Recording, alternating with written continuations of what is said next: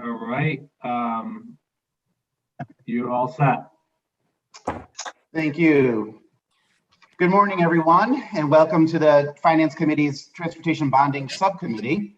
We'll be reviewing the Department of Transportation's requests from the Governor's bond authorization proposed by the Governor's fiscal year 22-23 special tax obligation bonds, and being able to review how the Department of Transportation intends on prioritizing and spending the dollars that the state will make available in advancing so many of the local transportation, statewide transportation, and regional transportation goals that our state has. We're joined by the Commissioner of Transportation, Commissioner Giletti. Good to see you this morning. Good seeing you. And I know you have quite a few members of your team that you'll be introducing in just a few minutes, and we appreciate you coming here today, joining us. Different hats on than I traditionally see you in transportation, but it's good to see you and get an idea of how the Department of Transportation plans on moving forward with the capital expenditures over the next 2 years. Then turn it over to Senator Martin and then Representative Carney for a few words of introduction, and then we'll get started. Senator Martin. Thank you, Mr. Chair. Thank you, Commissioner, for presenting today. I know your staff always puts in a lot of factual information for us, and we do appreciate that. So thank you. All yours, Steph. Thank you. Representative Carney. Thank you, Representative Lamar. Thank you, Commissioner Giletti, for coming on today and your staff. I look forward to hearing what your plans are for the next 2-year capital budget. It's always an informative and enlightening presentation, and I'm sure we'll be having a conversation once the presentation's over. So thanks again for coming on. Excellent. And if Senator Cassano joins us, we'll have him say a few words as well. But again, I just want to thank you for coming and joining us today and making this presentation. As everyone on this committee knows, and frankly, I think everyone across the country knows, the conversations about transportation investment are taking place at the national level, potential for new federal transportation bill, COVID infrastructure bills, earmarks being utilized in the next few years. Connecticut, like most states in the country, stand with an incredible opportunity to modernize and invest in our transportation networks. And I know we have the right team in place at Department of Transportation to execute in this generational opportunity that we might have. And I know this doesn't encompass all of those opportunities, but instead just a few that we could think of starting a few years ago that will advance forward. And I look forward to hearing your thoughts on how we can utilize this 2 years, but also plan for these opportunities that are presenting themselves. And so with that, Commissioner Giletti, we turn it over to you. Good morning. Good morning, Chair Lamar. And first off, to all, thank you for the kind words and the vote of confidence for a team that truly is well disciplined here. I've sent remarks for the introduction to the Committee of Finance, Revenue, and Bonding. So, and at this point here, I have submitted those comments, and I can read them if you'd like me to read them. Okay, I'll read the comments first, but also let me start by introducing who's going to be here with me today that can, again, answer all the detailed questions as we're going through it. I've got both Deputy Commissioners on board, Mark Rolfe and Garrett Eucalito. I've got Bob Card, the Chief for Finance and Administration, and also from our Finance Bureau, I've got Gary Pescosolito, Lori Canary, Mark Hayes, Darren Myers, Maureen Kent, and Kelly Kane.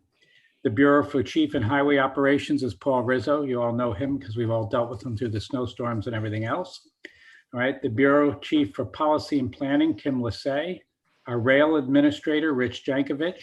Our Transit Administrator, Dennis Selensky. The Assistant Chief Engineer, Jim Fallon. My Chief of Staff, Jackie Primo. Pam Sakata and Ann Kleza from the Government Relations Office, and a stranger to you all, Carlo Leone, the Special Advisor to the Department. So again, I'm going to take this opportunity to say, good morning to Chairman Cassano, Chairman Lamar, members of the committee. I'm Joseph Giletti, Commissioner of Transportation. I'm pleased to appear before you today to discuss Governor Ned Lamont's recommended biennial capital budget for the Department of Transportation. The governor's recommended budget provides $836.9 million in fiscal year 22 and $929.6 million in fiscal year 23 in bonding authorizations for transportation capital program. The proposed funding maintains the department current services program, providing funds for the state's most critical state of good repair needs and the highest priority infrastructure improvements. The governor's commitment to continued investment in transportation infrastructure is evidenced by the level of bond authorizations included in the governor's recommended capital budget. Sufficient funding for transportation projects is a critical requirement to ensuring the safety and preservation of Connecticut's transportation system and investing in its future. The governor is taking steps to sustain and enhance revenues that support Special Transportation Fund. The Highway Use and Transportation and Climate Initiative programs will further diversify and stabilize the STF revenues while allowing targeted investments to advance. So the governor's recommended capital budget includes the following authorizations: $139.8 in 22 and $219.8 in 2023 for the Fix It First road and bridge programs that will address reconstruction, repair, or replacement of bridges and roads. $33 million each year for the State Bridge Restoration Program, $13 million for the Interstate Program, that's maintenance and replacement of the state's portion of the nationwide highway system. $63 million in 22, $72 million in 23 for Interstate Program that will fund maintenance and replacement of the state's primary and secondary roads. $107.5 million each year for the Resurfacing Program for ongoing restoration of the state's highways. $248.1 million in 22 and $270.8 million in 23 for bus and rail facilities and equipment that will provide funding for capital projects necessary to support the state's railroad, the transit operations in the 8 urban areas, and 13 local transit districts. $16.75 million each year for urban systems, $8.8 million in 2022, $15.3 million in 2023 for environmental compliance and hazardous waste abatement, $19 million each year for highway and bridge equipment, $68.9 million in 2022, $43.4 in 2023 for renovation to repair highway maintenance garages and other facilities. And the governor's recommended capital program also continues authorizations to municipalities with annual bond authorizations of $10 million for local bridge program, $67 million for the LOTSIP or the Local Transportation Capital Improvement Program. It also provides $12 million annually for community connectivity and alternate mobility programs. In addition, $60 million is dedicated annually for Town Aid Road Program with $30 million in special tax obligation and $30 million in general obligation bonds. This budget anticipates the evolving nature of our capital program. We are faced with new challenges and opportunities over the next federal transportation bill as it is drafted. State bonds currently leverage over $700 million of FHWA and FTA funding. We have also gotten FRA funding. There are clear indications that Connecticut will receive additional federal funds with the strong possibility of new earmarks and future grant opportunities. And when additional federal dollars arrive, we need to have bonds available for the non-federal match requirements. So I recognize the tough decisions that you're faced with this session. I look forward to working with you to implement a budget that allows for continued preservation and improvement of the state's transportation network and ensures a financially solvent and stable STF. And for those of you who mentioned that there's an awful lot that's coming out of Washington right now, I do want you to know we are staying in touch with our congressional delegation. I've had several meetings already with the Connecticut legislators on what are the opportunities coming forward, and we're monitoring to see how that money is going to come across. So with that, I look forward to your questions, and I appreciate the remarks that you began with. Thank you. Thank you, Commissioner. Thank you for that detailed introduction. I know we could spend a lot of time going line by line into each of these underlying programs. I know there are going to be questions about a number of them. I know each of your deputy commissioners, engineers may be able to give more detailed explanations to any project that members may see on the list. Sure. Each member of the committee was forwarded a copy of a summary of the request with the underlying projects that you've been able to list out. I know some line items here don't necessarily have line items yet, underlying items yet, because they're responsive to solicitations from local communities, specifically like the local local bridge programs, the low SIP dollars. But you outlined nearly $1 billion per year in requests. And I know for folks who may be watching at home or folks who may be unfamiliar with this process, that sounds like a lot of money. Could you help us understand how the agency complies with federal and local audits, that every dollar that you are provided goes through a pretty rigorous review process, and there's an audit process associated with each of these line items? Isn't that correct? You are correct, and I thank you for making that point, because again, as I've been before your committee before and had to explain, there were times in the past that we were put under penalty for the condition of our bridges, which, we've moved it out of that penalty phase. Every dollar that we spend that is tied to whether or not it's FRA, FTA, or federal highway system goes through a rigorous review on that end, and you would be notified as well as my department if indeed we are not complying with the federal government on the way that we are doing this. We're in a unique circumstance right now, and that's why I appreciate this opportunity to talk as well, because we don't know how much is coming to Connecticut, but we do get a lot of indicators on what is going to be coming. And we are being told time and time again that we should be in a position that we are ready to not only have the projects to go forward, but also that we are ready with the match to match federal dollars. So you brought up an interesting point that I've made before. Connecticut, I was always envious when I was in other states, because Connecticut has had the ability to take advantage of any state that did not use all of its federal dollars. We went in there and grabbed those federal dollars in the past, matched those federal dollars. So we've always come away with not only our share for Connecticut, but when there was opportunity, we were able to go and do that. If it wasn't for the fact that we are well disciplined, that we're able to go and show how we're handling the money, we would not be eligible for those funds, nor would we be asked to go for them. The other thing I want you to know is we've received numerous letters from the federal government on the fact that we began an asset management system in advance of when it was called for. We're applauded for how well that's going. We're constantly looking to improve it.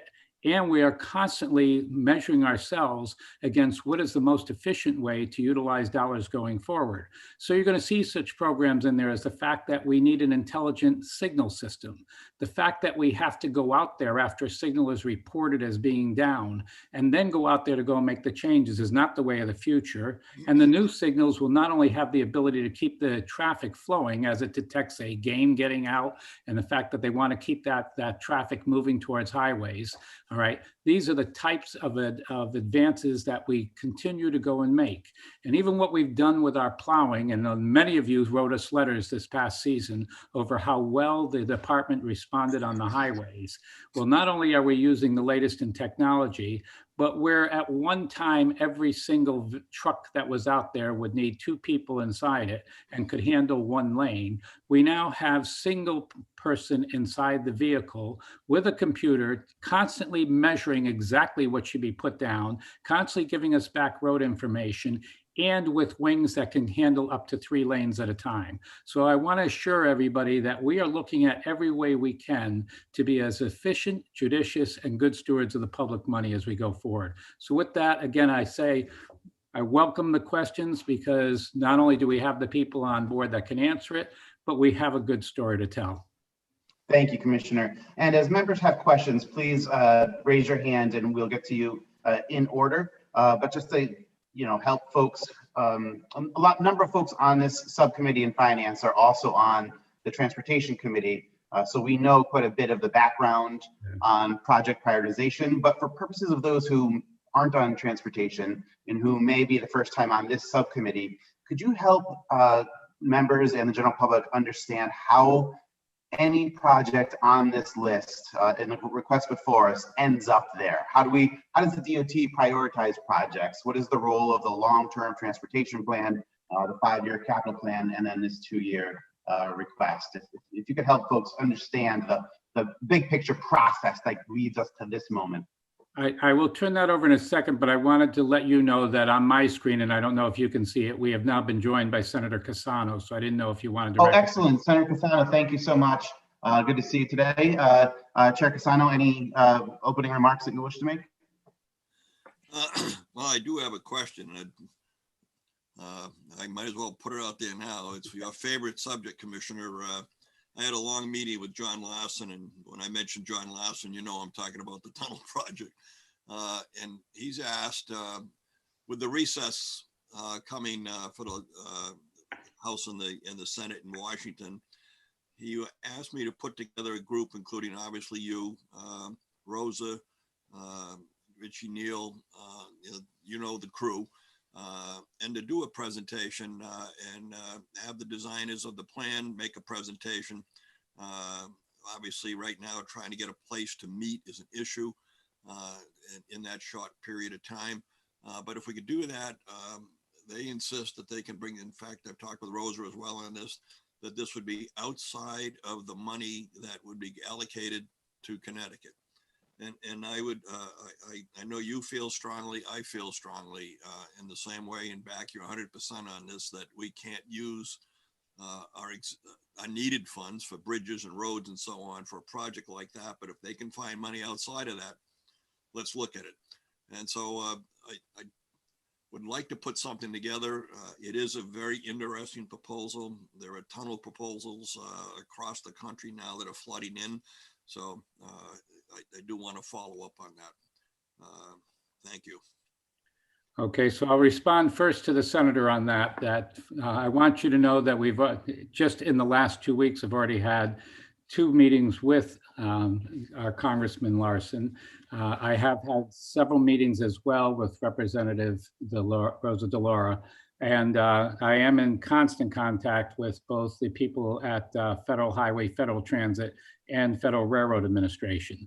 I am aware of the senator's discussion. As a matter of fact, he's in a meeting today with our governor, and we had a meeting already with the governor and members of some of the designs that have taken what were prior designs that came to us and new designs that are coming in.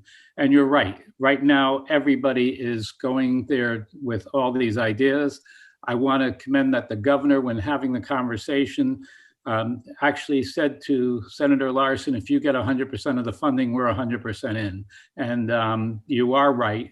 We are looking at how do we balance what are already our needs there and making sure that what we're able to go for, there are a lot of ideas that are coming forward, and we don't know yet whether or not they're going to follow an 80-20, a 90-10, how many of them can be an outright grant. And we're staying on top of that, and we'll be reporting back to you as it goes through. So in the meantime, I've got both Pam and Ann Cleese are on here, Pam Scotto. We'll reach out to you to try and get that meeting set up so you can be part of that meeting as we go forward. So with that, I'm going to turn to Pam. Does either Garrett or Mark want to explain how the various projects get on here, or should I put that to Bob Card? No, I think Mark, do you want to take that one? Sure. So we've done some work on our capital plan formation, and I'm pleased to report that I think we've made pretty significant progress here.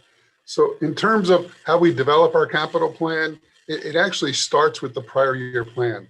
So as we publish that plan, we receive lots of feedback, and we take that feedback and we use that in the formation of the next year's plan. So even though we just published our 5-year plan in January of this year, we're already beginning to think about next year's update to the 5-year plan. So those comments get rolled into our thinking and our formation of the new capital plan. Of course, new projects get identified, and they come from a variety of sources.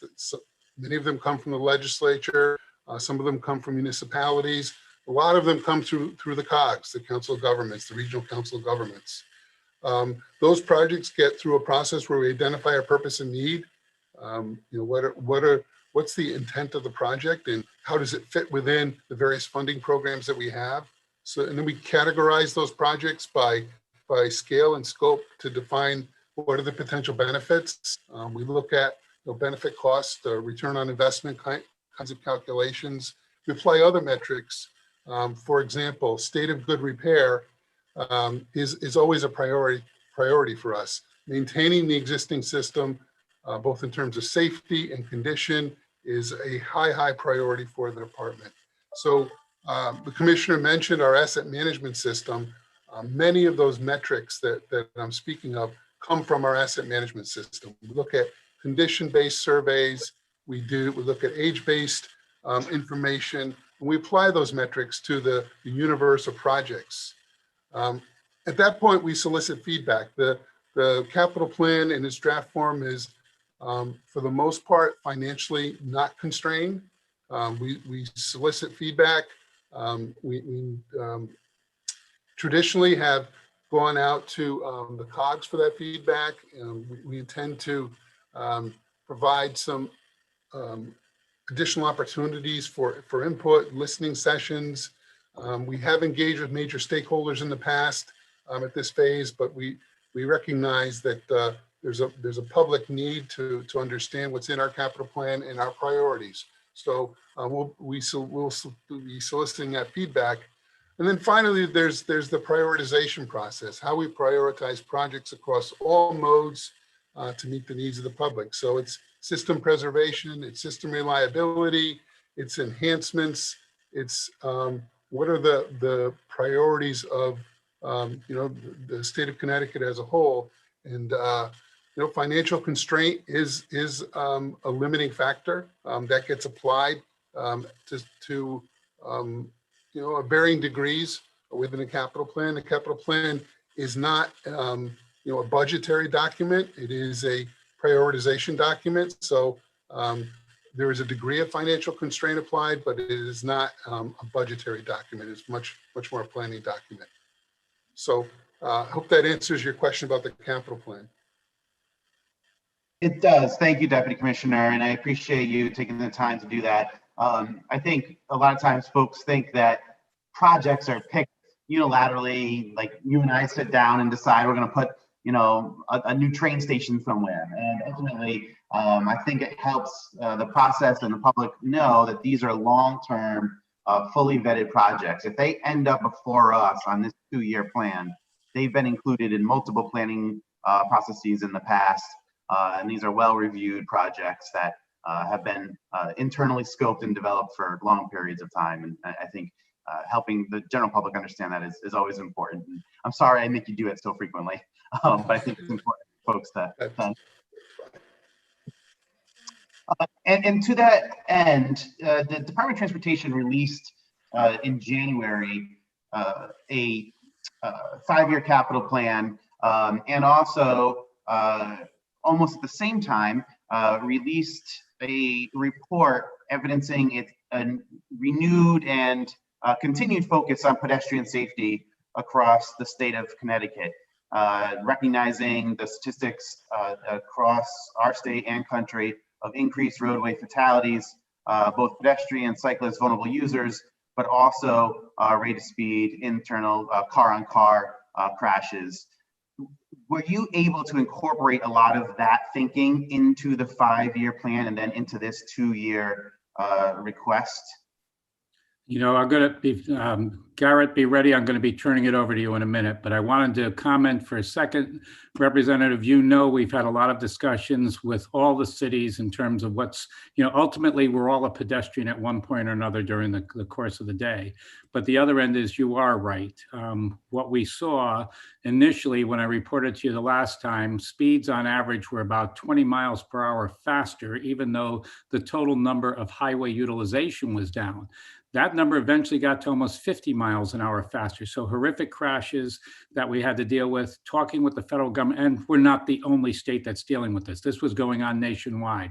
But I want to turn it over at this point here to Deputy Commissioner Garrett Eucalito, because we've been dealing a lot with talking about what we have to do going forward. Go ahead, Garrett. Yeah, thank you, Mr. Chair, for the question. So 2020 was an extremely upsetting and concerning year for all of us in the Department of Transportation in terms of the number of deaths that occurred on our roadways. We hit a 10-year high. It's completely unacceptable. Part of that was related to COVID, and the traffic conditions on the roadways created a sense of invulnerability for people and the speeds they were undertaking, and just the completely reckless driving. We did incorporate a lot of features and efforts to try to reduce fatalities. If you look at our request, there's a new line item, which we've never had before in our capital request for the community connectivity and alternative mobility program at 12 million a year. And that's built on the really highly successful grant program that we've had. We've had 3 rounds so far using Let's Go CT funds for the previous administration. Now we want to formalize that and make that permanent. And we've awarded, I think, 85 grants out so far in 3 rounds, totaling close to $30 million. And now we're going to be able to build on that. And those are funds really that are aimed at local government supply to us, seeking funding to improve sidewalks, improve crosswalks, put in place a bike infrastructure to make it safer for people to walk to school. I think one of the projects I'm really excited about is there's a project in Meriden that's received a couple grants already, and it's building out sidewalks directly adjacent to some of the schools in Meriden to make it easier for students and safer for students to walk to school instead of having to get driven to school or walk along the roadway, which they were doing. But we also have plans. In the last legislative session, there was $1 million a year for just $1 million for wrong way driver signage, and we're hopeful that in a future bond commission we'll receive that funding so we can deploy that and begin to target that to address wrong way driving on our interstate highways and our limited access highways. And our hope is to make a permanent program as well. And the governor is supportive of that, to do about $1 million a year for that, to try and deploy that statewide and deploy technology.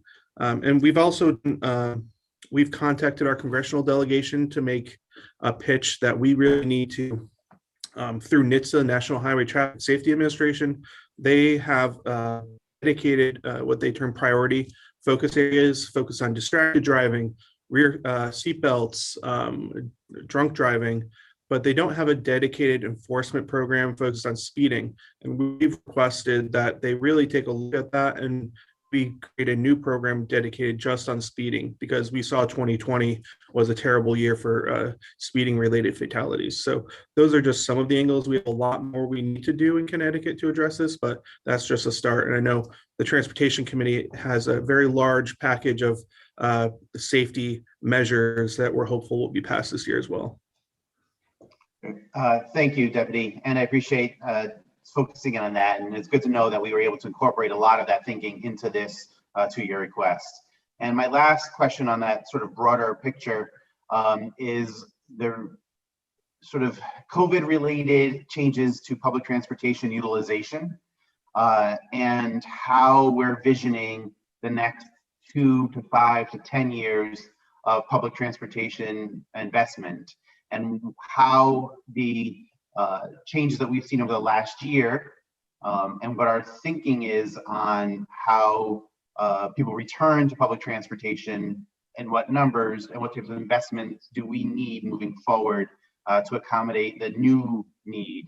If it's not the same number, does that change how we think about investments in public transportation and where we place them?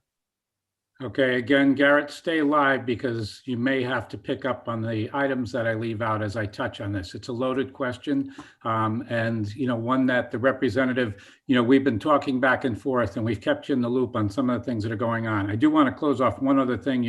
Aside from what Garrett talked about in terms of the streetscapes, we've also come up with designs now that narrow the actual crosswalk to make it fit in with the the crossing lights that are there, and even that had a COVID part where we came up with ways to be able to press that button to activate without actually having to make physical contact with your hand, even though today they're starting to say that the surface contact may not be as serious as they once thought. So let's turn to public trans and what's going on the public trans side. First, I want, you know this already from the conversations we've had, but we turned around and made a conscious decision when the ridership went down to lower the number of trains down to 60%.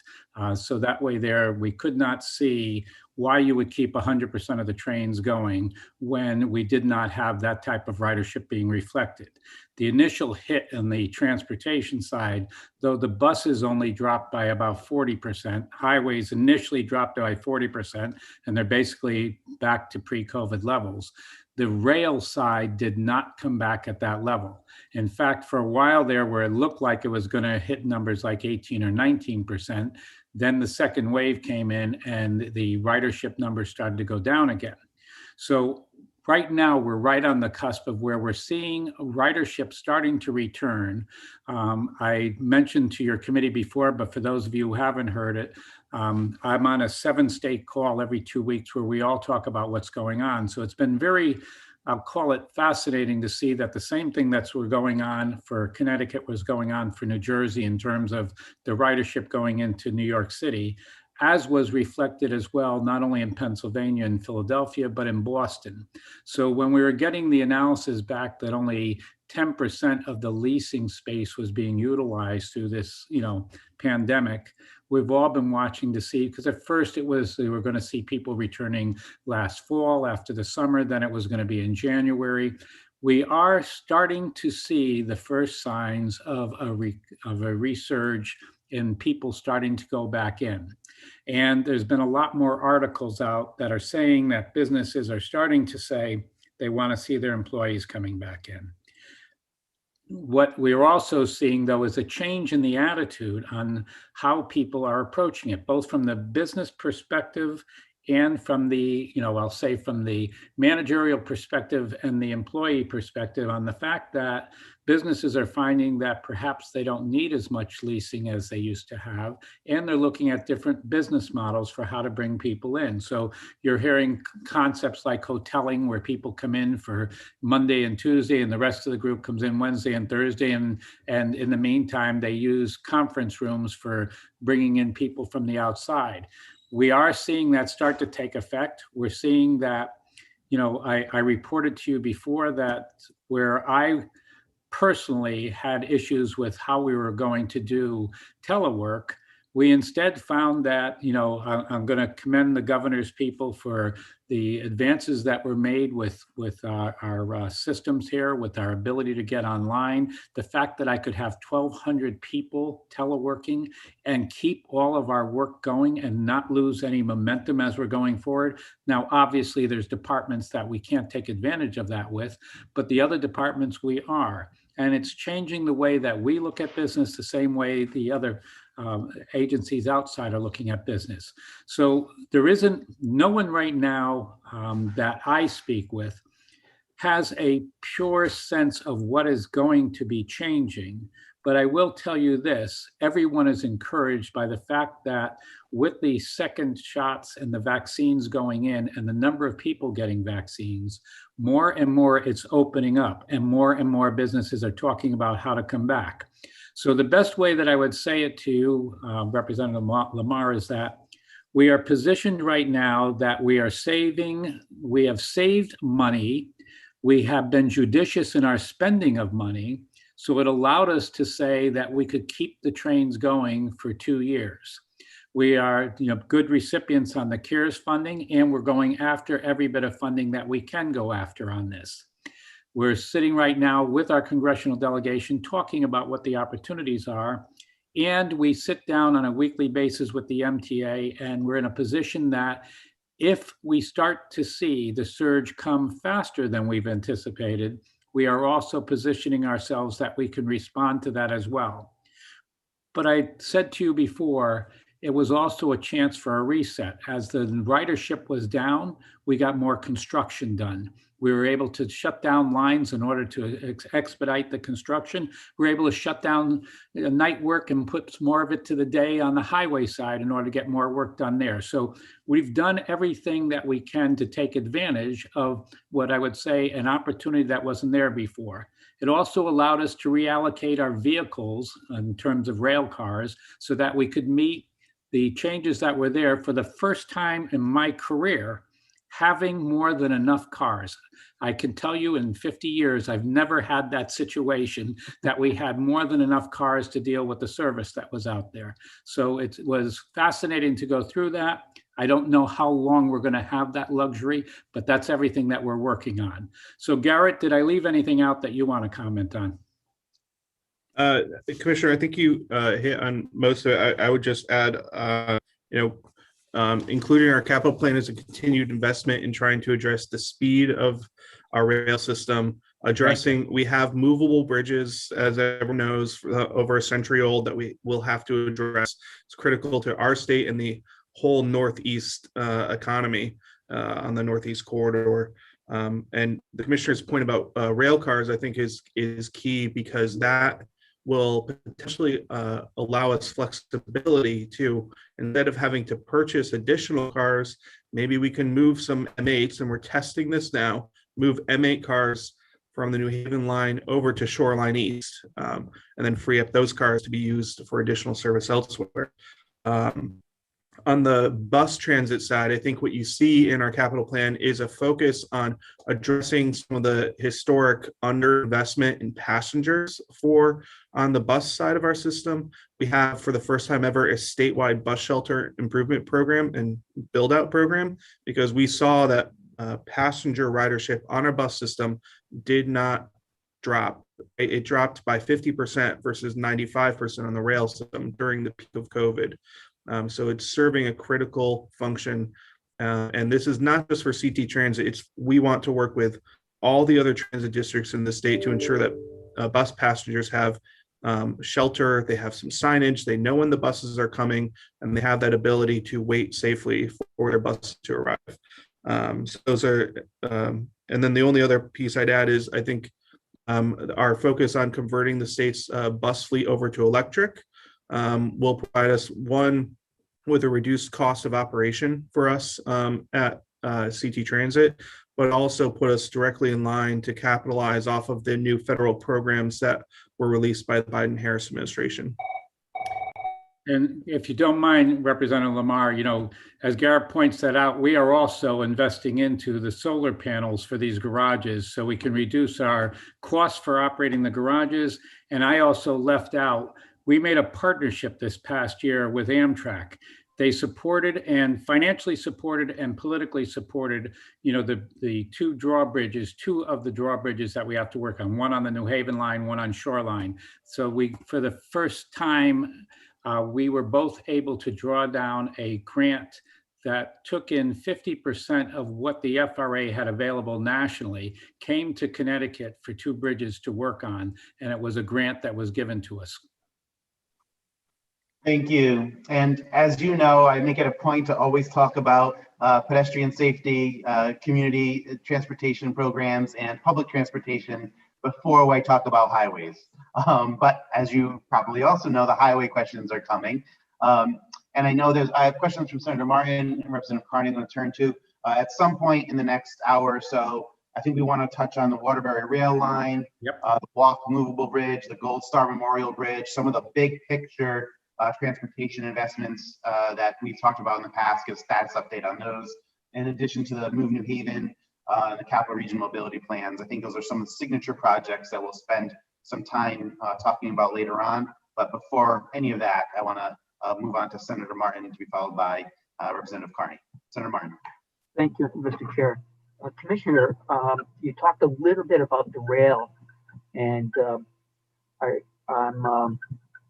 I'd like to know a little bit more about the freight rail and what type of expenditures are you planning on making there, given the fact that, there is a push for reducing the vehicles on our state highways and even trucks, and, in order to lower the carbon emissions that we have. And it seemed to me that if we could encourage the trucks or those that using the trucking industry to move their products around, that we would be looking to increase our freight rail service. Can you speak to that a little bit? Yeah, first off, you do know that there's some changes going on with, who's purchased whose lines, and we're adjusting to that and meeting with them right now. And you are right. The more that we can encourage moving trucks onto the freight system, the more it helps on our highway side.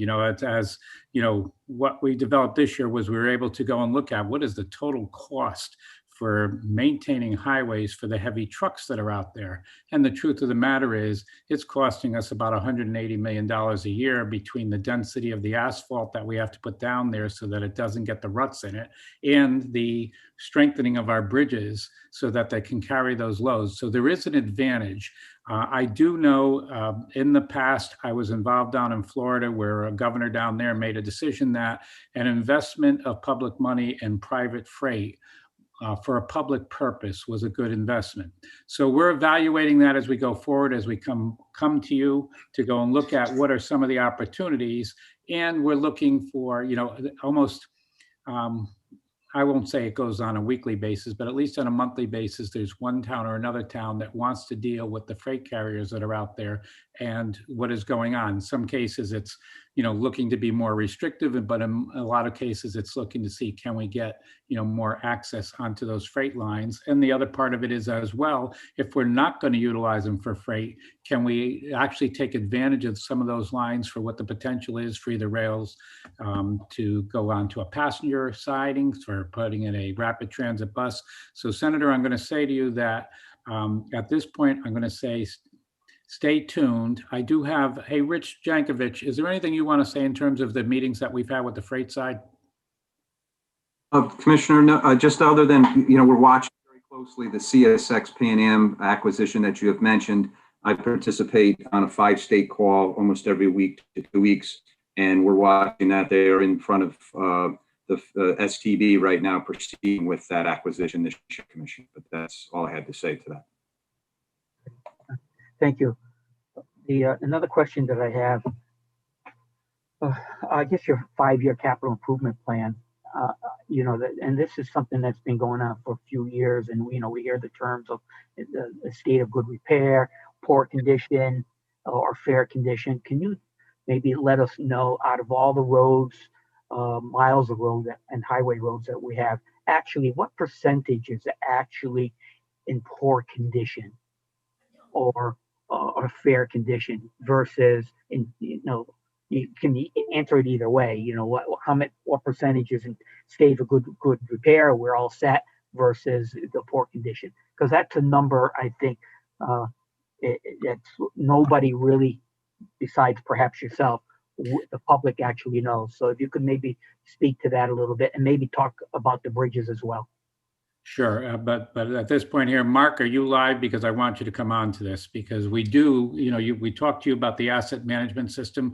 We do rate all of our bridges. And in fact, you might be interested to know that aside from using drones to help the state police in terms of marking highways after incidents, we are now also employing the use of drones to be able to assist with some of the inspections that we're doing.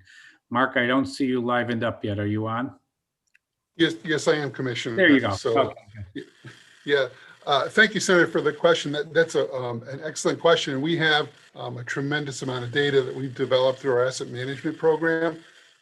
Rather than guess at what the numbers for what's in good condition or poor condition, we can forward to you those asset management fact sheets, and they have data not only of current condition, but projections for different investment levels.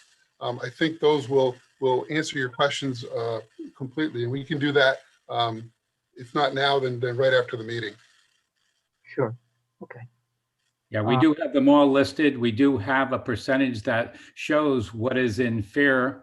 I want to say we don't want, we don't go to have anything be in poor condition, but there is a lot that's in fair condition.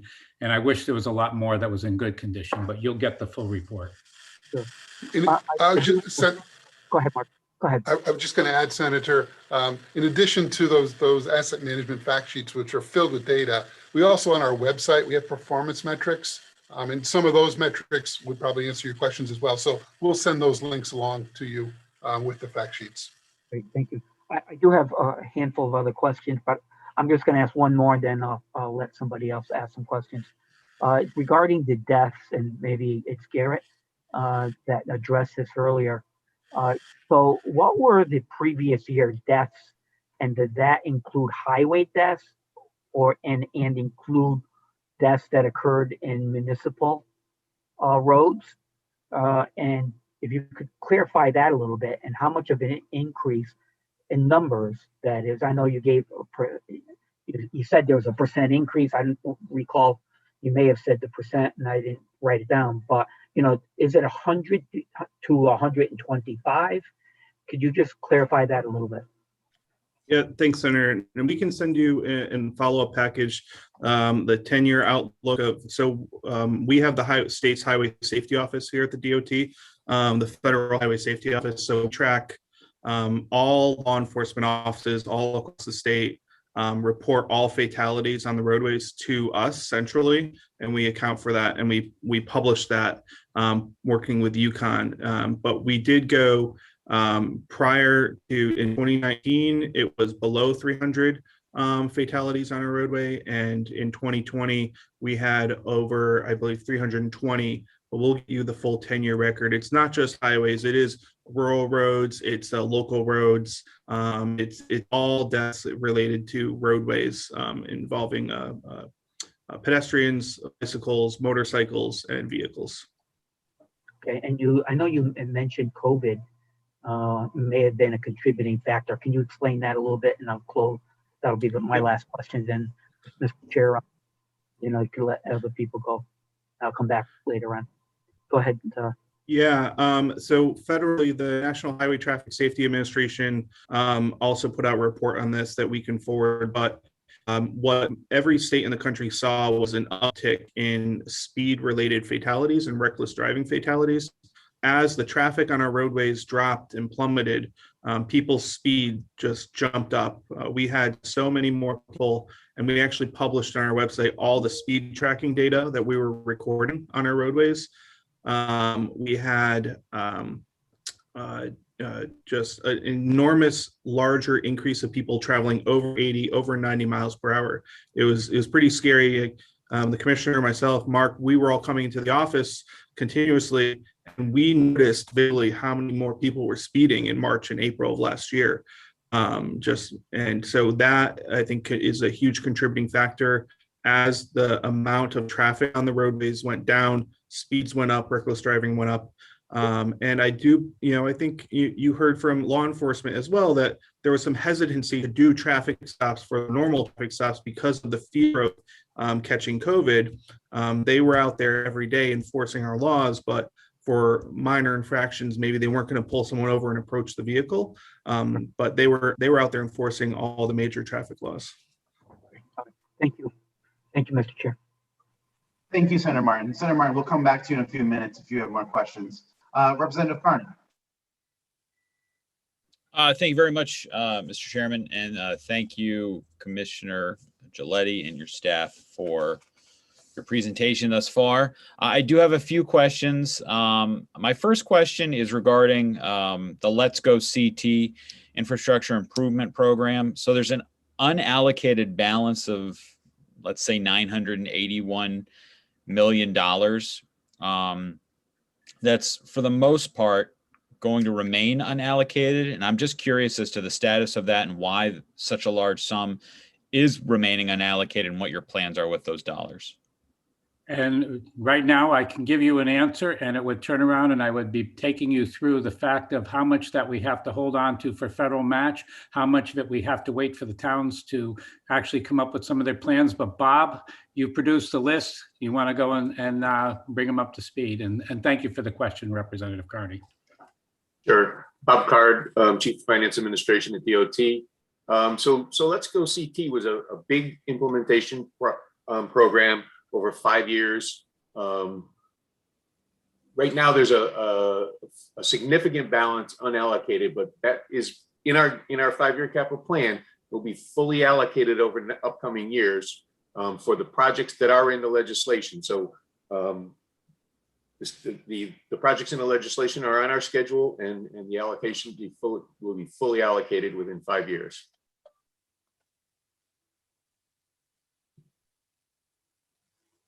So, Representative, I think what you may be talking about is that, not all of them are related to the DOT. There's other agencies and other authorities that is there. So where 128 million is being requested for allocation tomorrow, over time, there's a rise and fall of the unallocated balances that reflects the realities of delivering it. So match to federal is going to be 10% of the unallocated balance, 100% of the state funded initiatives, 1.7 billion of unallocated goes to local bridge, fix it first bridge, environmental compliance, resurfacing, and a portion of the bus rail, the lots at facilities. So, what happens there is that, we have to give grant programs based on when the project is ready to go. So Bob, I wanted you to take it a little bit further in that. So you had asked about the Let's Go CT, but there are a number of other projects that affect our overall unallocated balance. Walk Bridge, for instance, is a long-term, huge, complex project that will be coming out over a number of years. And so a big portion of that is unallocated, but it's on the schedule. And in order to keep everything going, we need to keep things like that going. Local Bridge and LoadSIP are grant payments made to towns. We don't have control over their speed of process. And so we have the money available so that if we've promised it, we will keep our commitments. And so that's all in place, but it's not something we can control directly, but we expect that to come in over the next couple of years. As Mark Rolfe mentioned earlier, that we were under a penalty phase for due to poor bridge conditions. Additional federal funds had to be poured into those areas to bring us back on track. The unallocated funds that we see there now will be used to complement those federal programs and continue our success in this area so that we don't fall into that again. So when we get a penalty for bridges, we have to dedicate our federal funds more to bridges than any other projects we're anticipating.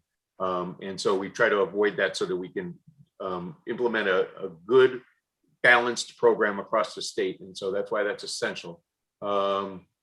We also have a couple of other things. Like I said, 128 is being requested at tomorrow's bond commission of the overall balance. And our match to federal funds, we have to obligate funds in order to get all our federal funds. And that's only about 10% of the allocated balance, but it is a significant amount. And that allows us to also get redistribution funds later on in the process, because we have some projects. They're in the early stages, but they're ready to go. And when other states can't spend them, we can jump in. Last year, we were successful in getting 72 million in additional, which also bumps up some of our unallocated because we're able to switch some of the programs into the federal bucket. But then we can continue on with that money in that program. So it is a large amount, but we do have excellent reasons, and we're keeping in our plan. So I think that's I think that covers most of the bases.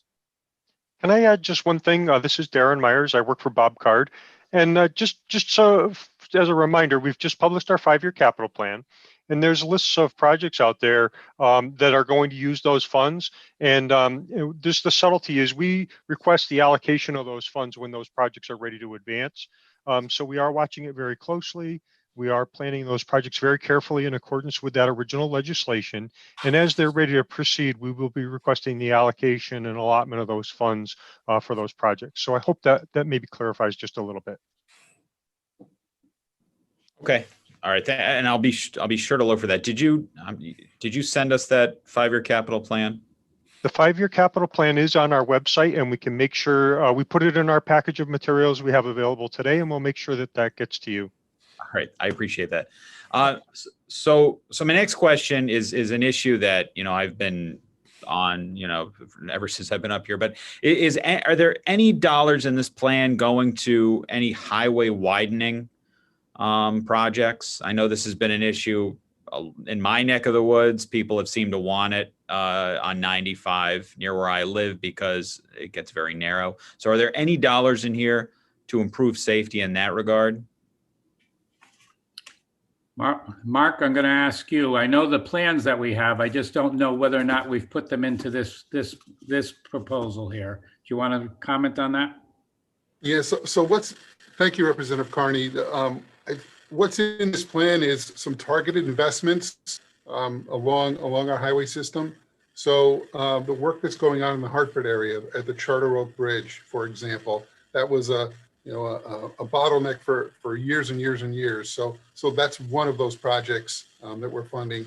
I-84 in West Hartford is another one with some operational lanes improvements where we're doing targeted investments to address specific congestion issues. Other areas of the state, for example, in Bridgeport, You know, 95 at Route 8 in Bridgeport is a long-known bottleneck. Even though we did quite a bit of work there in the late 90s and early 2000s, there's a bottleneck that remains every single day. So we're looking to make a very strategic investment at the exit 27A northbound off-ramp, turning that into a 2-lane ramp. So those are the kinds of things that we're looking at. You'll see funding for the first stages of the 91, 691, Route 15 interchange in Meriden as well. So we're looking to be very strategic. We've looked at some specific corridors. We've done a study on I-95 west of New Haven.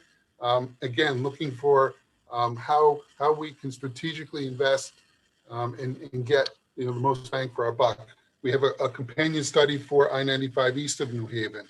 We have other studies that are looking at metropolitan areas. So the Greater Hartford Mobility Study in Hartford, the Waterbury Mixmaster, Danbury at Route 7 and 84. We have early action planning studies that we hope will identify those kinds of strategic investments like we've identified in other areas around the state. So yes, we have some underway. We have some that are going to come out to be advertised and let in the next 2 years. And then we have others that we're continuing to study. So Mark, the representative represents Lyme, Old Saybrook, and Westbrook. Didn't we have some exit ramps that we were working on that end of the state as well? Yes, so I think it's exit 74 in East Lyme. That's a project that is going to come out in the next year or so, right there where the new Costco is. Yeah, and that's specifically that area is a problem. So I do appreciate the focus on that. Another question I have that I think might be good for some of the newer members is in terms of town aid road. Can you speak to how those grants are determined for each individual town? Go ahead, Mark. Well, I think Bob's best able to answer that one. All right, we'll put it back to Bob. Those are formula grants in statute, and you know we go through the thing according to lane miles, improved lane miles, population, etc. And it's determined by a formula, and we implement those grants. That's about the size of it. I mean. Okay. No, I mean I know it's something that I hear from my first selectman. I'm sure others hear about it too. And I think in the past there was concern about some of it being cut, if I remember correctly.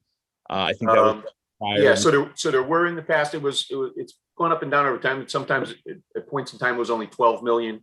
It went up to 30 million, and then there's 30 million also coming from the general fund. So it's a total of 60 million, and they get their payments twice a year.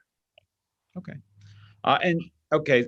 So my final two questions, I guess, are really specific to projects. The first one is the status. It is mentioned in the in your presentation, and that's the Gold Star Bridge. I know I think I saw about 80-something million from the feds. I'm just curious the status of that. It looked like it was phase B, if I remember correctly. I don't have the paperwork right in front of me, but if you could speak to that. Commissioner, I can take that if you'd like. So Gold Star Bridge, that's a state of good repair project. So it's the northbound span of the Gold Star Bridge, largest bridge in the state. Right now, the structure is in need of repair. So we've developed a comprehensive plan that looks not only at the structural framing system down below, but also eventually a deck replacement project. So first phase of that is scheduled to be let actually later this spring. That's a phase 1A. Look at the approach spans. It's about $65 million. There's a phase 1B that will be let the fall of 2022. That's about a $100 million project. So that will complete the substructure repairs, the structural framing system. And then the final phase, which we're calling phase 2, is 2024. So once all the structural steel repairs have been completed, we'll replace the entire bridge deck on the bridge. And that's about a $150 million project scheduled to be let in the spring of 2024. So in total, it's about a $300 million investment in the Gold Star Bridge. Key link between New London and Groton, And it's, sorely in need of repair. We had done the southbound span a few years ago.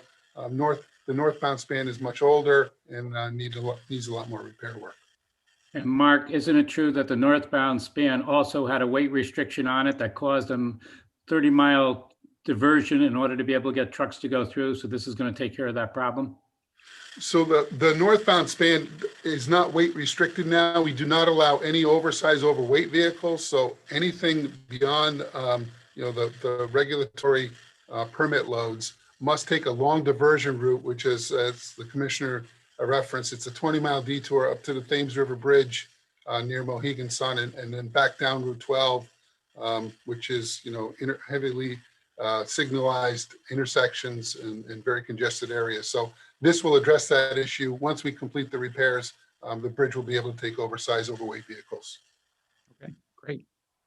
And the last question is the unallocated, I guess, roughly $3.2 million for the State Pier project in New London.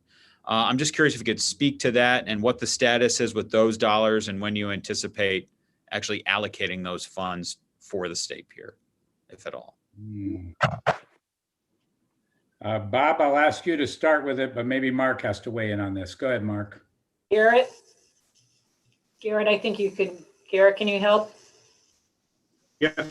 So I believe that's just old authorizations from when we used to have maritime under the under CONDOT is what I believe that is. So what can you do anything with those dollars for that project, or can you move those dollars elsewhere? I think there might have to be a legislative change, like a language change in order to use them for something other than that, maybe for other maritime purposes. But I believe the Connecticut Port Authority would be the entity that would make that request because we removed all maritime functions other than the river ferries out of CONDOT. So the Port Authority hasn't made a request for those dollars? We are working closely with the Port Authority. I'll just jump in for a minute. Darren Myers. We're working closely with the Port Authority. They are doing some research right now on all of the previously available funds for them. And again, we're working very closely with them with the new initiatives that they're working on to account for all of the funds that they have available to them. Okay, I appreciate it. It just seems like low-hanging fruit for them. So, and it's just sitting there. So I appreciate that. I guess that's all the questions I have for now, but if anything else pops up, I'll certainly, I know where to find all of you. But again, thank you for your answers and your presentation. And we are well aware that you know how to find us. Thank you, Representative Carney. Senator Pisano, followed by Representative Devlin. Thank you, Mr. Chairman. First of all, I apologize. I'm back and forth here. My wife's back from the hospital, so I'm doing multiple tasking here. I want to go back. We've been stressing a lot lately about the pier projects and how they tie in with rail and so on. I guess it was the last century that I was co-chair of the task force with Oz Griebel that started looking at this. That's how far it goes back.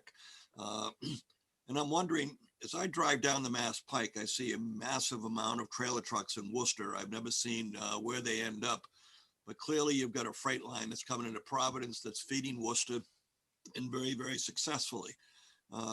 If we were to have a project and we were to open next week, are they so ingrained in that process with the shipping, the rail and everything else that we can be effective? I'm wondering if we're maybe spending money on something that might not pay off because it's been so long and that is successful. That was my first question, and I have one after that. I'm going to turn around, Senator, and say to you that that Worcester area was always, when the cars were being shipped, it was a main automobile cars, and it was a main transfer point. And the reason that I know that is I used to be a locomotive engineer on that line.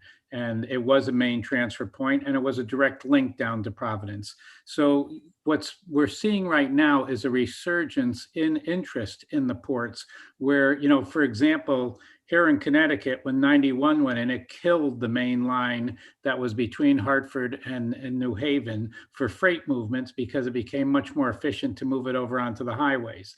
Now we're looking at just the opposite. So I would say to you, needs a little bit more research before I can give you a clear answer on it, but we keep getting hit with requests for looking at not only ports, but inland ports and where, you know, the freight might be shipped from. So as we're going through it, I'll be happy to keep you informed on it. Does anybody else on the team want to weigh in on this? This is kind of, you know, it's an interesting question about where our future goes on this. Go ahead, Garrett. I'll just add that, Senator, I know there are communities in Connecticut that are interested in inland ports to increase the opportunity for freight rail. I know Naugatuck Bureau of Naugatuck is interested in building out an inland port for intermodal transfers between trucks and rail. So there's definitely a potential for that in our state, similar to what's in the Worcester area.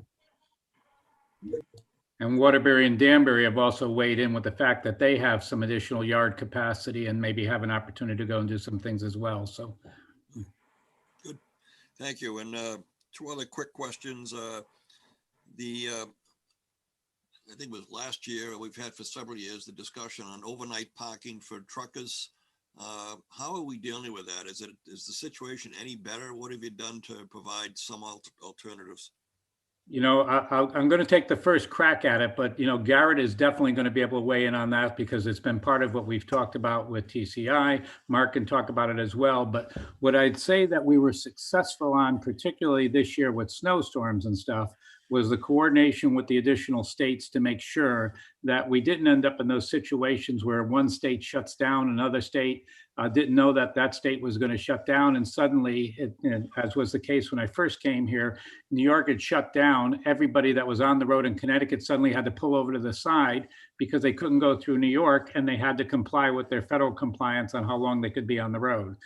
So one, to say that the coordination has helped, but two, we do need to look at providing additional capacity for our trucks to be able to comply with the federal law and to have areas to pull over. So I see Mark took his off of mute first. So maybe Mark wants to go first, and Garrett, you can finish up.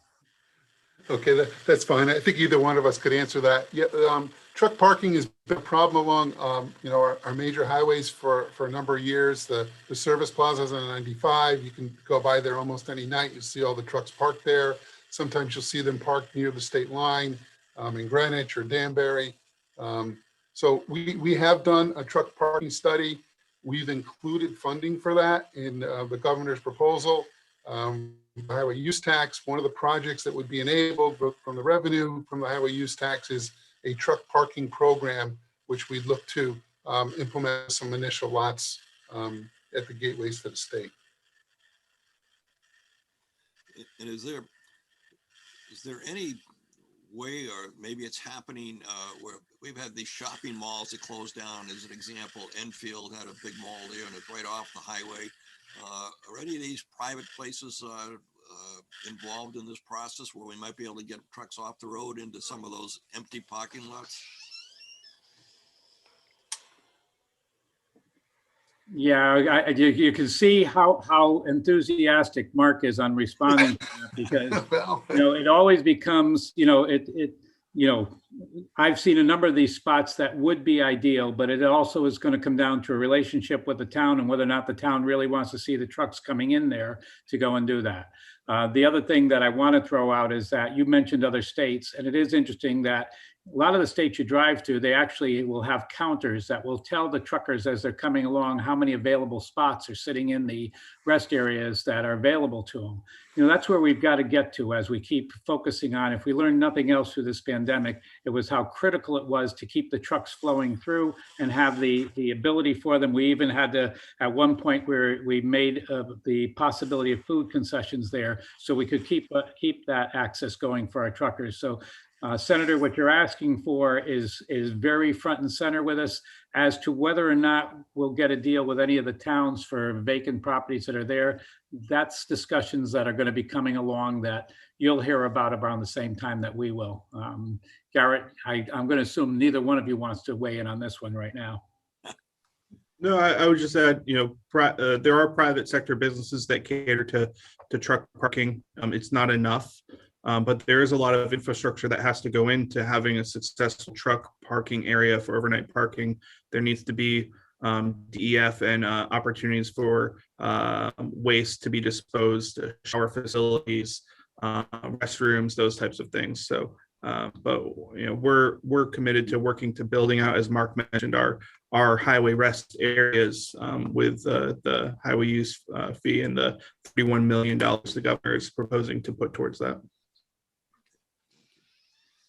And the last question, earlier you mentioned the potential or the effort to convert the buses from gas to electric. Do you have a time frame on that? Are we in that process now and so on? I think it'd be, if you could clean up buses, I mean, that's an incredibly great program. So what does it look like time-wise? Yeah, it's a great question, Senator. So we're at the very beginning stages. 2 arrived in Bridgeport last year. We will be receiving 12 this calendar year for the CT transit system. And then we actually are pulling together a strategic plan to look at, because it's not just procuring the buses, it's how do you convert all of the facilities over to accommodate the increased electrical systems. So we are pulling together a strategic plan looking at every single facility in the state and how those can be upgraded. And we're applying for federal grants to support that. And we believe this can all be accomplished over the next 12 to 15 years, because you don't want to get rid of your diesel buses that you currently purchased. We have a very new fleet. And if you get rid of them before the end of their lifespan, you have to pay back the federal government for the depreciated cost there. So that we don't want to do that. We want to, as the buses age out, we'll replace them with electric. Great. Thank you very much. Appreciate it. Thank you, Senator. A quick clarification on one of the issues in response to Senator Casano's question about utilizing existing freight beds, freight lines, and potential ferry beds and other opportunities that may exist in the old way of moving goods and services across state lines.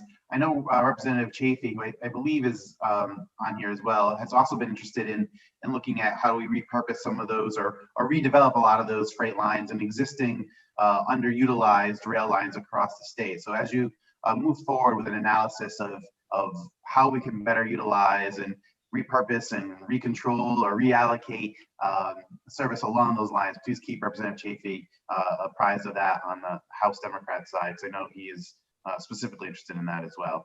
And then the question that you just said about facilities upgrades, I don't want to miss this point. So I see in the request that you're asking for $112 million this coming year for facilities.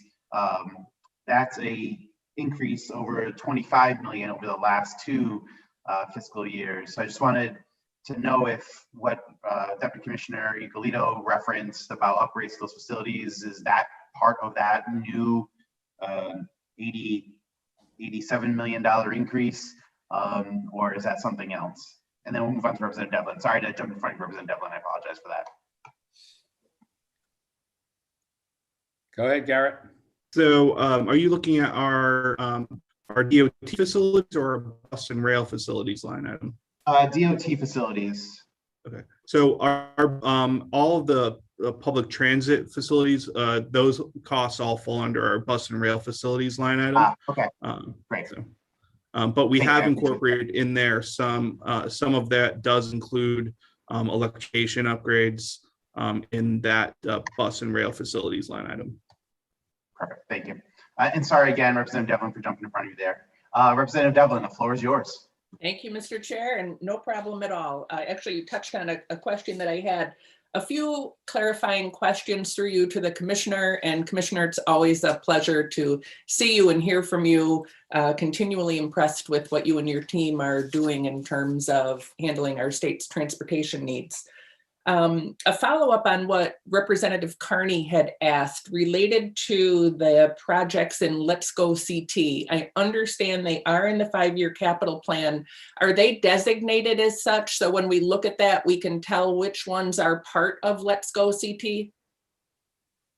Again, you can see Darren, you want to go and respond for us, please? Yes, Darren Myers, I work for the Capital Services section. So yes, we do have those funds. They're not necessarily labeled as Let's Go CT. I want to make sure I just get you the right name. So I will make sure we get you the description that we use in there. Okay, that would be great. And when that program was launched, it was unfunded. So are those projects that are moving forward under this allocation just being paid for by STO and GO bonds? Like, what's the funding mechanism for these bonds that didn't have a funding source identified?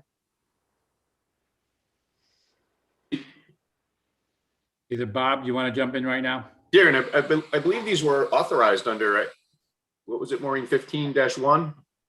Yeah, this is, I'm sorry, I just got the wrong tab here. Public Act 15-1, Section 232 and 233. So they have been authorized. They have been authorized. So we just haven't had the funds allocated yet. And these initiatives are primarily being advanced just with those 100% state funds because they were intended to be on top of our regular capital plan. Okay. Okay. I understand that they were authorized. I think they were authorized without a funding mechanism. That's just what I was trying to get a better understanding of. Okay. So following up on what Senator Cassano had asked related to the buses, what is or how long does it take for those diesel buses to age out? Is that like 5 years, 7 years? It's usually 12 years. So. Okay. Unfortunately, they don't use the same criteria for rail cars, or we'd be in much better shape because the rail cars seem to last forever. And Representative, I want to remind you that we're long overdue to take a ride on the system that we talked about, but still waiting for Metro North. They're coming back, and it's been slow, but little by little it's coming back. So I will be looking to go and make that event happen at some point. I look forward to that. So actually related to Metro North, in the governor's budget book on page A15, where we talk about reduced service on the New Haven line, there is a 34.9 million reduction from year 22 to 25. And I know we're talking about service coming back. Just what are the implications of that reduction amount? So what we had to do initially was we showed that we had brought it down, and there were a lot of estimates at that point that Amtrak was saying it was going to be 4 to 5 years before they'd be back to 100%. And there was similar statements being made as well with the MTA. That is all in the process of change. And that's why I wanted to point out that already we had to add a couple of trains in terms of service. We're prepared for that going forward. And you may see us coming back in, but if I were to come in right now to go and say we need to go and adjust the budget upwards where we haven't yet seen that uptick come in that way, I'm trying to give you the best reasons I can for being conservative in our analysis, but also letting you know that we're prepared for adjustments as it goes forward. Does anybody else want to weigh in on that part? Garrett, I see you jumping in. Go ahead. Yeah, Commissioner, Representative Devlin. So what's in the appropriations line item there is not any further reduction beyond what the current service levels are today. So it's just reflecting the current service levels we have today. We believe it will be adequate to service as customers continue to come back. The service levels we have today will accommodate them, but we have flexibility due to the federal funds to adjust service if we see the need to. The federal funds we received under the CARES Act and the CRISA Act provide us with that flexibility to cover any revenue loss that we've encountered as a result of loss of passengers. Okay, I appreciate that. Thank you. I'm now referring to the Transportation Bonding Subcommittee summary that was provided to us, and I'm on page 3, which is sort of the overall summary page.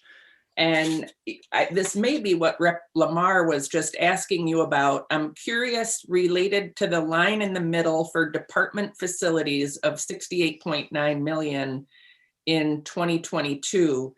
Did I understand that that also includes rail and bus facilities, or is that just department facilities? I can address that question. That really just addresses the DOT facilities, our maintenance garages, and all of the different facilities we operate out of, the different labs and materials testing. It's all of those things. And those are code compliance issues with OSHA, as well as other, state of good repair projects. Twice the amount that we have for state bridge improvement, rehabilitation, and replacement projects. And it's followed by another $43 million. Yes, so what happened is we had a program that was running, and the program was slowed down when we were constraining our spending. And what happened is we did accumulate some funds that allowed us to carry on with lower levels in the budget request. And now those needs are certainly increasing back up. And we're trying to be ahead of those with all different types of improvements, like roof repairs where they're leaking and other types of really necessary things. And we are being very judicious with the use of those funds. And if I could just add, the state bridge is matching our federal funds. So 80% of the state bridge improvement program is paid by the feds. This is just a state match, whereas the facilities is 100% state funded. And like Darren said, there's a slight backlog in it, and we're trying to catch up on things like roofs and things like that that can't be ignored.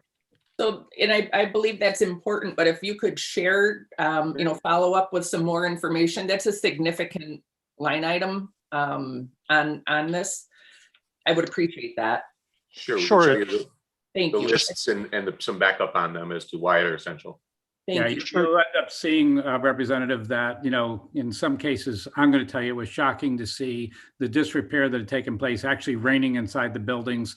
Some of these garages, and the fact that even meeting the welfare needs through the storms and everything else, and what we've had to do to try and to be able to accommodate that. And I'm glad Bob explained to you that, yeah, it's not a dollar for dollar, but it is expensive, but we do have a complete list, and everything that we're putting in for are for necessary repairs. And in some case, there is some modernization that's going on as we go through the asset management system. And actually, as we looked at a signal lab that,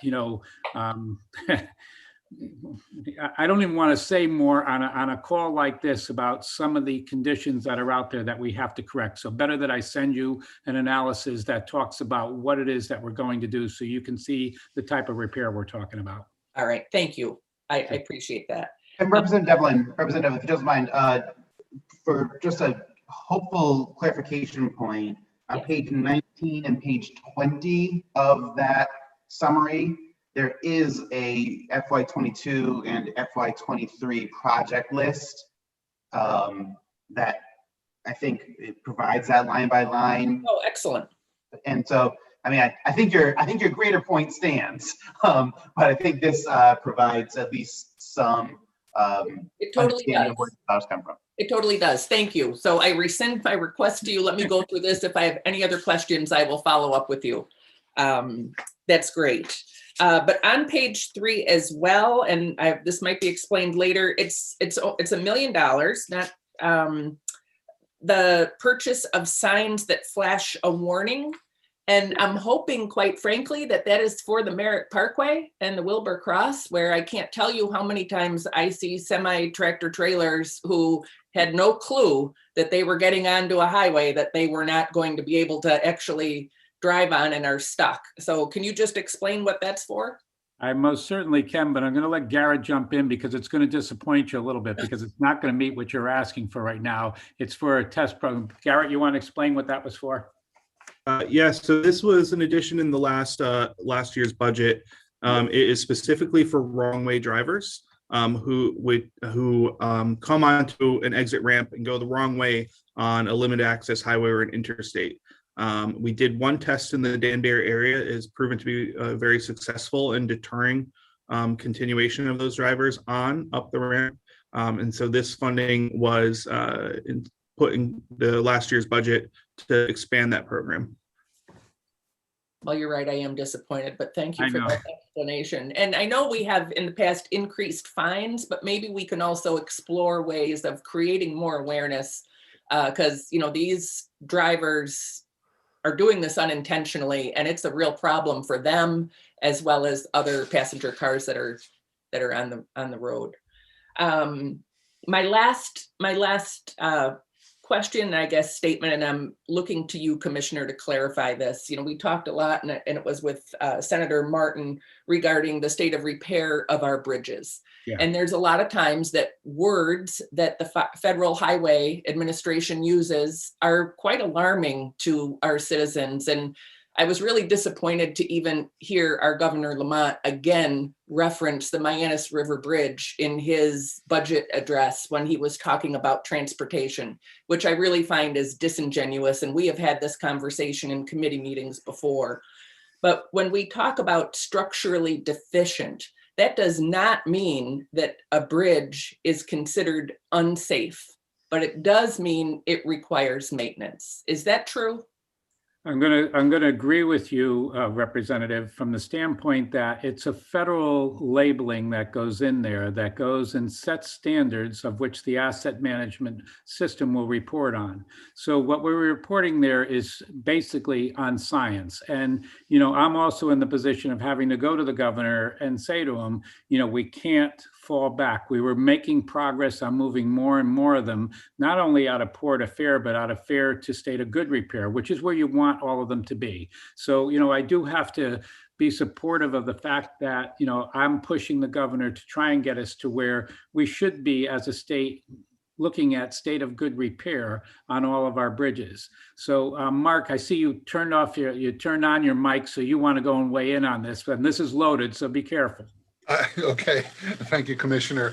I think I would just add to what you said. We did a report for the Office of Policy Management that summarized the progress we've made with respect to the condition of our bridges, and it's been pretty significant. The asset management program has caused us to take a step back. We put a lot more dollars into preservation type programs, which we get a lot of the bang for buck for, but that report details the progress that we've made. So be glad to forward that on to you. I would appreciate that. Thank you. You know, we always try to look for different information also online, and I don't know how you consider the American Road and Transportation Builders Association, but they also documented the progress that you are making, where in 2019, we were ranked number 26 of all states. And in 2020, we moved to 31, which in this case, it's a ranking where the higher number is a positive thing. So you are making progress, and I don't want to at all imply that improving our roads and our bridges is not important, but I think we have to be careful about sensationalizing things. So I do appreciate your comments, and I would love to see that report.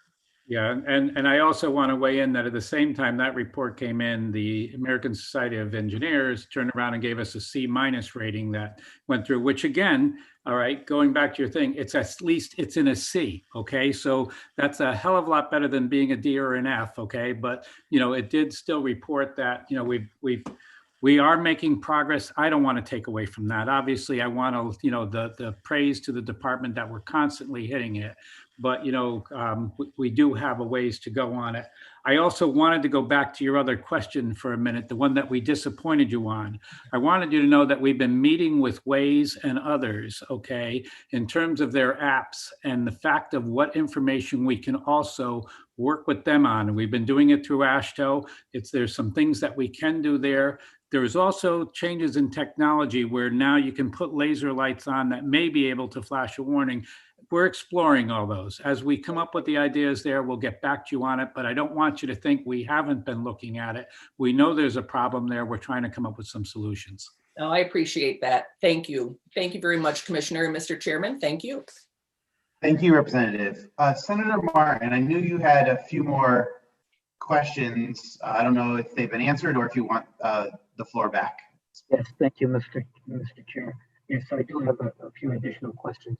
On the summary report that we received, page 17 addresses the COGS or the funding for the COGS. And it says this program provides funding for projects on the state and local system, otherwise eligible for federal program funding.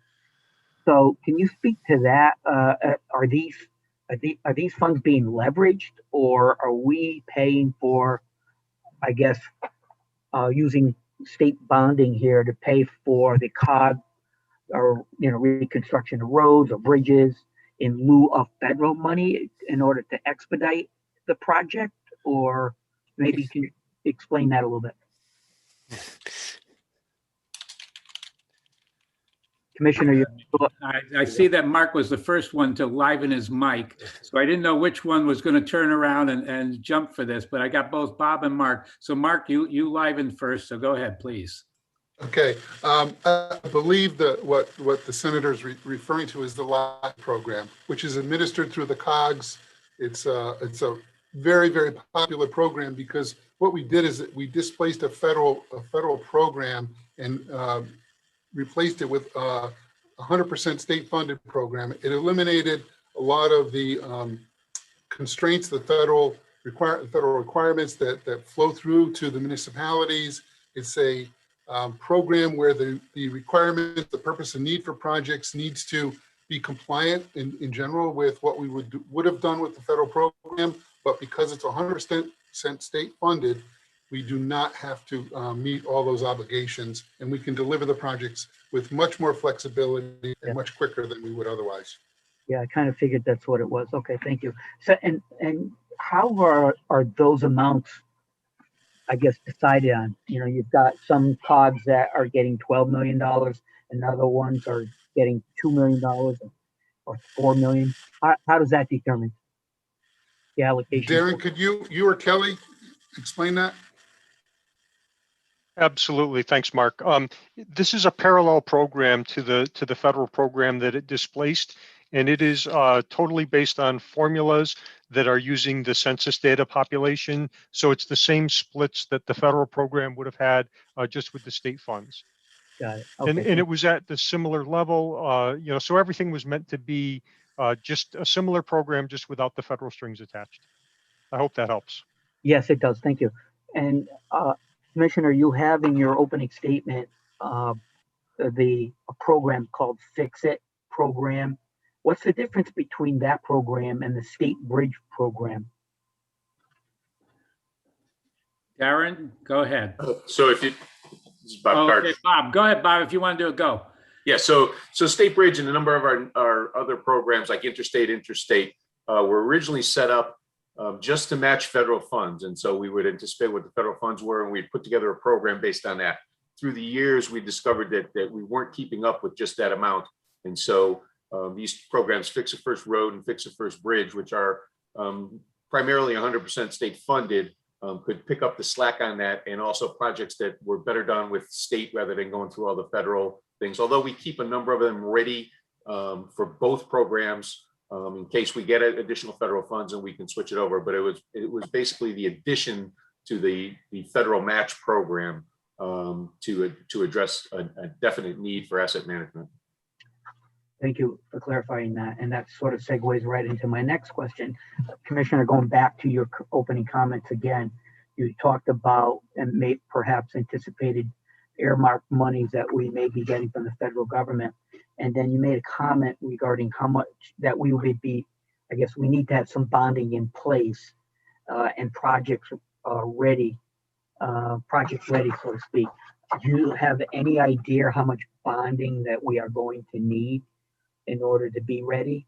And if so, how much are we talking about? And any of that included in this request that we have in front of us? No, what I'm going to say to you right now is that, and I hate saying it like this, but you have to stay tuned because they're negotiating that right now in Washington. That's why I wanted you to know that, one, I'm fortunate in the fact that I know a number of key people that are going into positions there. And I wanted you to be assured that we are talking. That's why I mentioned which representatives we've already sat down with, the fact that we're talking to them, the fact that we are fortunate in the department. We have a couple of people that were working in Washington before, and we are staying on top of it. But to turn around and say to you right now, we know what the match levels are going to be and what we're going to need, would be a misguided statement on my part. To turn around and say that every one of them has let us know that there is going to be opportunity here, and they want to make sure that our state is aware of that and is ready to go and meet with matching funds. So I would turn around at this point and I would say, I don't think there's anybody, including Bob or anybody else, can turn around and say that we know what level we need to be at. We're trying to give an alert to you at the same time that we're going through this learning process with the federal side. Garrett or Bob, do you want to add to that? I think that's excellently put. We have enough money in our budget as proposed to perhaps pick up redistribution if there's any available in the end of the season, but it would be premature to determine what we might need for earmarks for additional grant funding or additional funding, but certainly everything that we have in here. So do you need to come back to us and request all of, for what may be coming our way and additional bonding? If it was beyond what was available in our budget, I suppose we would. We should be finding some of these things out fairly shortly, or get some good ideas. But at this point, we don't know the answer to that. Okay, thank you.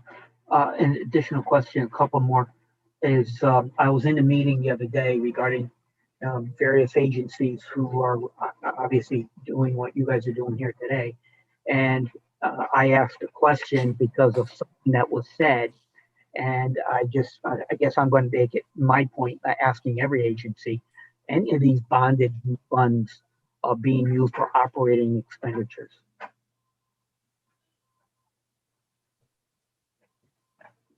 I'm sorry, I missed part of that. My screen froze. Could you repeat that question, please? So I was in a meeting, we've been in various meetings for the last few weeks, and various agencies have been talking to us about their capital needs, similar to what you guys are doing today. And something was said with one of those agencies that I needed to ask a question, and it was, are any of these funds that are being requested for bonding being used for operating expenditures?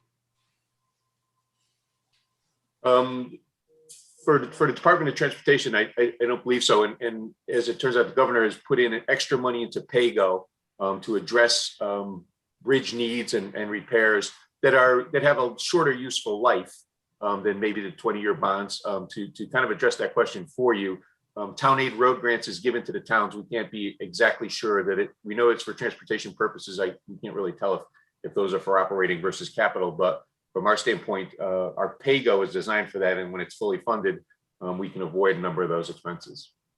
So I take it the answer is no, excluding PAYGO. And what is PAYGO and how much is that?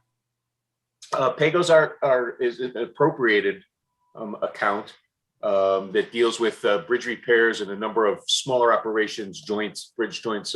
We can give you more detail on the list of it, but basically they might be projects that add another 5 or 7 or 10 years to a bridge or something, and it can be done sometimes by our maintenance forces, sometimes by hired out. But it also encompasses tree cutting and a couple of other those things. Our tree cutting program for safety, again, would be marginal on the capital side, and so it's better to be paying for those sort of things that approach operating costs. Although they do have it's longer than 1 year, but they do have a shorter lifespan.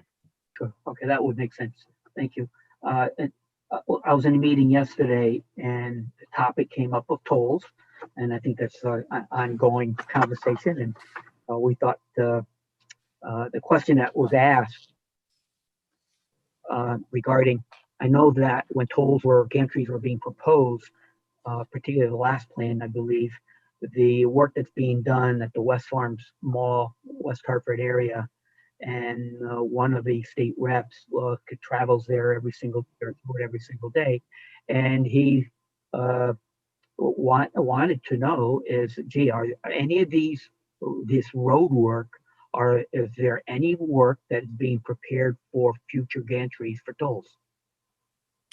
And Mark, I'm going to let you go and explain, because particularly on the West Farms Mall, I've just had the update on what was going on there on the entrance ramp there. So no, to my knowledge at this point, I'm going to respond that none of it is being done based on the fact that we're looking at putting up gantries, because that's not an issue that's in front of us right now. Mark, am I all right in saying that? You're muted. You're 100% correct, Commissioner. No work has been authorized for gantries. There is no work, even design phase work. There's nothing going on with respect to tolls right now. Great. All right, thank you. And I got just one last question. So regarding the Mix Master, I go through there pretty regularly, at least once a week anyway. And the work is moved along quite nicely. Is it on budget? How's the project going, I guess? And is it on budget? Commissioner, I can speak to that. There have been some cost increases in the Mix Master project, as with any older structure, and the Mix Master is 1960s era. As you open things up and begin to look at them, there were some unexpected things. So we've have had to increase the scope of some of the repairs.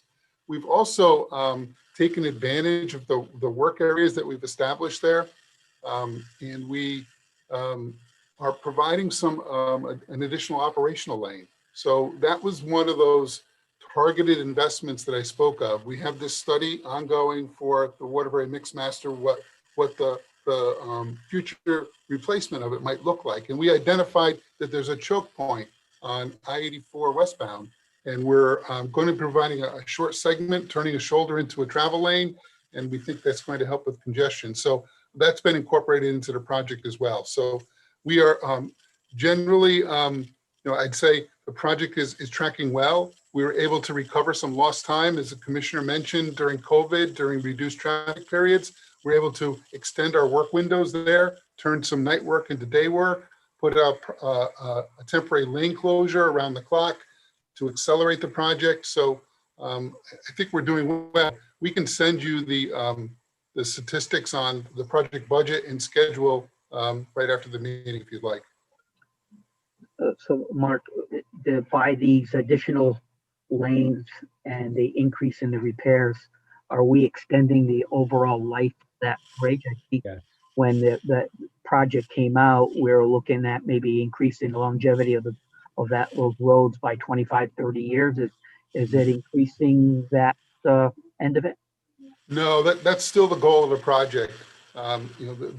We needed to provide the additional service life until we can come up with a plan and implement a plan to replace the interchange. So the goal is extend the service life by 25 or 30 years, and that's what we're accomplishing. And I didn't hear you say a number regarding those additional lanes and the increase in repair. I know we're about 153 million, if I'm not mistaken. What are we at now? Senator, I'd like to get back to you with a number, unless Jim Fallon knows. I don't have that number in front of me. Okay. All right, thank you. Mr. Chair, thank you. That's it for me. Thank you, Senator Martin. Representative Chafee. Thank you, Mr. Chairman. Thank you for being with us this morning, Commissioner. Very informative. Senator Martin, I had a similar question as Senator Martin regarding whether this took into account any potential match we'll need for federal stimulus. Kind of expound on that. I know the last time there was a big federal stimulus out of Washington under the Obama administration, the focus was on quote unquote shovel ready jobs. I was just curious if you could kind of speak on, what kind of backlog do we have in Connecticut in terms of, jobs that are either designed or in the design phase that we would be able to kind of pull the trigger and move ahead if we did get funding out of DC. Be happy to, and I'm glad you asked the question. We're ready for it. Garrett, you want to jump in and give the first shot at this? I'll talk about what we've heard from our federal partners about what the Biden-Harris proposal is, and then I can turn it over to Mark to talk about the projects that we have that could move forward. What we heard very clear in discussion with USDOT leadership in the past week or two is that this is not a repeat of the previous American Recovery Act. It's not a repeat of the 2009 stimulus. they've made it clear to us that the intent is to build things. They're saying fix it right, not fix it first. They want states to take their time and do the appropriate projects that incorporate resilience for future climate impacts, focus on undoing past errors in infrastructure placement. That's been very clear from leadership at the USDOT. So it's not going to be a rush to have all the states spend all the money in the first year or two. It's going to be over a 5 to 8 year period. But we do have a large number of projects in our capital plan that we deem over-programmed. So Mark, if you want to talk about the backlog of projects we could use.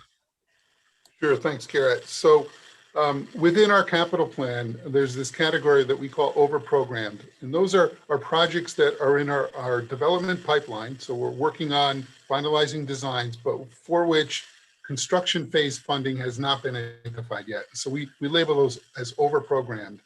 Within our capital plan, there's about $1.8 billion worth of over-programmed projects. They're projects that we've defined purpose and need. We've decided they're worthy of proceeding, but we just have not identified how they're going to be paid for. Separate from that, but somewhat related, late last year, we undertook a study. We started hearing these stories coming out of DC and other places that, there might be a stimulus program. Well, so we did a study, we looked at our capital plan and we said, what can we do if there is a stimulus program? I don't think, as Garrett mentioned, this is stimulus per se, but we looked at our capital program and said, if we had to, could we accelerate projects? Could we expedite delivery? And we have identified about $1.5 billion worth of projects that we think we could accelerate delivery on. And we think that we're well positioned if funding should become available. And I just want to add to that just so that, to somewhat ameliorate some of the concerns on it, we even met as recently as yesterday with Federal Highway, because we locally are dealing with Federal Highway to see what they're hearing out of Washington at the same time that we're hearing out of Washington. So we do believe we're well positioned with plenty of projects that we can move into this as it becomes available. And that also goes back to Senator Martin's question on the fact that we don't know right now what the match levels are going to be. We don't know whether or not it'll be an 80-20 or a 90-10, or if indeed we'll get 100% on some of them. But what we do want to do is make you aware as we become aware, so at least we're prepared for it going forward. Great. Thank you for doing all the background research onto that. I do agree the way the Obama program was, it was very, very rushed, for obvious reasons. They wanted to stimulate the economy. Obviously, these projects require years of planning and design work to make sure they're feasible before they go to construction. So I'm glad to hear that that's being considered this time around. We were talking about the Gold Star Bridge before. I know I represent Middletown. The Aragoni Bridge here is kind of constantly being worked on. I know there's a project on that right now. I was just curious, kind of more long-range forecasting. When you look at one of these structures, do you do a cost-benefit analysis to see, what would the cost of replacement be as opposed to maintenance, and where is the break-even point on that? And is there any long-term plan, to replace these structures? Mark, you should be welcoming this question. Yeah, sure. For every bridge project that we undertake, one of the first things that we do is a rehabilitation study report. It's a pretty rigorous process where we look at the condition of the bridge, we come up with repair alternatives, and replacement is always one of the alternatives that's considered. We do not proceed to final design until we get to it's a milestone that we call design approval. So it's an approved scope for that project, and it's a very rigorous process. It involves alternatives analysis, and replacement is always part of that conversation, as is budget, right? There's always financial constraints and how it fits into the overall capital program. But yes, the answer to your question is yes, we do consider replacement as one of the options. And there is a cost benefit analysis that's done, and we look at, what is the best way to go and approach it. And a lot of times it is based on what we feel we can have, because obviously you can always make an argument that replacing the bridge in the long run is going to be have the most financial benefit for the buck that's being spent, but that's not always available to you. So what you do is you're balancing it out between what can be done. For example, we've done a lot of talking about the mix master. So everything we're doing right now is going to buy us time. Okay. It's not the ultimate solution, but it buys us time. So that's part of what we do as we go through each one of these bridges. And thank you for the information. Thank you, Mr. Chairman. Thank you, Representative Chafee. Are there any other questions of the commissioner or deputy commissioners or administrators with DOT today?